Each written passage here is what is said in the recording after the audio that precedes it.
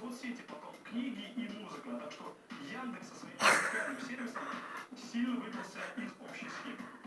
И надо сказать, что на первый взгляд неочевидное решение исследователей использовать данные только из Google Play и не учитывать в рейтинге прибыли от приложений из Apple App Store уже не кажется таким странным, если принять во внимание, что 80% Да что ж так долго-то, да?